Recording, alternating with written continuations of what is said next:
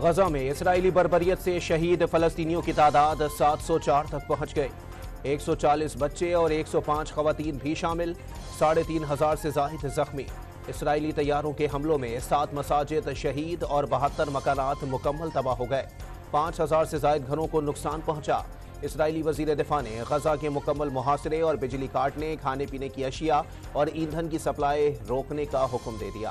غزہ کی مکمل محاصرے پر اقوام متحدہ کا اظہار تشویش۔ بجلی، ایندھن اور کھانا بند ہونے سے صورتحال مزید بگڑ جائے گی۔ بے یار و مددگار فلسطینیوں کی انسانی مدد نہ روکی جائے۔ عالمی برادری بھی فوری انسانی امداد کے لیے آگے آئے۔ انٹونیو گوتریس کا بیان۔ حماس کے حملوں میں ہلاک اسرائیلیوں کی تعداد 1100 تک پہنچ گئی، 2000 سے زائد زخمی۔ حماس نے اسرائیلی شہر اشکلون پر 100 راکٹ داغ دیے۔ حماس نے اسرائیل کے F-16 طیاروں کو بھی نشانہ بنانا شروع کر دیا۔ جاری ویڈیو میں مزاحمتی تنظیم کے افراد کو F-16 طیاروں کو زمین سے فضا میں مار کرنے والے میزائلوں سے نشانہ بناتے ہوئے دیکھا گیا۔ تل ابیب سمیت مختلف اسرائیلی علاقوں میں شہریوں نے خوراک کا ذخیرہ کرنا شروع کر دیا۔ حماس اسرائیل کے ساتھ جنگ بندی کے لیے بات چیت پر تیار۔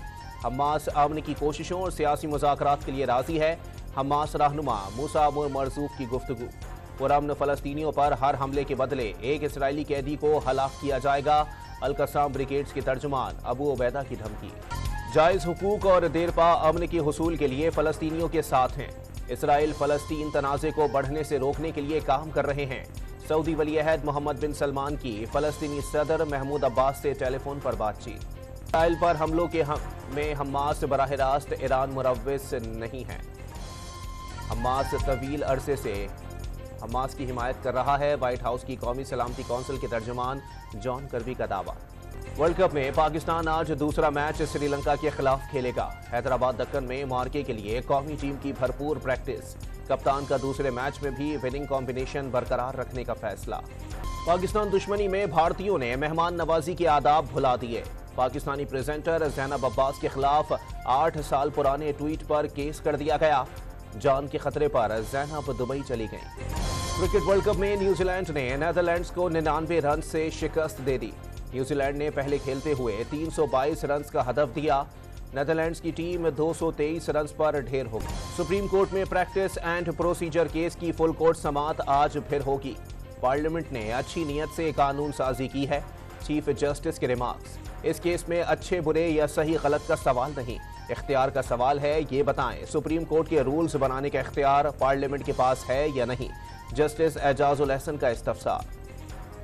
سائفر کیس میں پی ٹی آئی چیئرمین اور سابق وزیر خارجہ شاہ محمود قریشی پر فرد جرم کے لیے 17 اکتوبر کی تاریخ مقرر۔ اڈیالہ جیل میں سماعت۔ ملزمان کے وکلاء کو کیس کے چالان کی نقول فراہم کر دی گئی۔ سابق وزیر اعظم کا چالان وصول اور دستخط کرنے سے انکار۔ نواز شریف وطن واپس آ کر سچ سامنے لائیں گے، جھوٹا بیانیہ دفن ہو جائے گا، مریم نواز کا اعلان۔ نون لیگی قائد کو نکالنے والے نظام سے ہی نکل گئے۔ نواز شریف کو اقتدار سے نکالنے کی سزا عوام کو ملی۔ مریم نواز کی لیگی عہدیداروں سے گفتگو۔ سابق وزیر اعظم کی وطن واپسی امن و خوشحالی کا پیغام قرار دے دی۔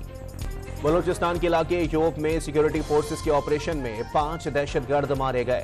میجر سید علی رضا اور حوالدار نثار احمد بہادری سے لڑتے ہوئے شہید میجر کی نماز جنازہ سرگودھا میں ادا کر دی گئی۔ کراچی میٹرک بورڈ کے نتائج میں بے قاعدگیوں پر کنٹرولر عمران بٹ عہدے سے برطرف۔ 3 رکنی تحقیقاتی کمیٹی قائم۔ ڈپٹی کنٹرولر خالد احسان کو قائم مقام ناظم امتحانات تعینات کر دیا گیا۔ سندھ کے علاقے گھوٹکی میں قدرتی گیس کا نیا ذخیرہ دریافت۔ ابتدائی طور پر 1 کروڑ 11 مکعب فیٹ گیس ملے گی۔ ماڑی پور پیٹرولیم کا اعلامیہ۔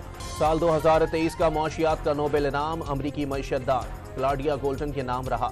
ہارورڈ یونیورسٹی کی خاتون پروفیسر لیبر مارکیٹ میں خواتین کے لیے کردار پر تحقیق کی بنا پر انعام کی حقدار ٹھہری۔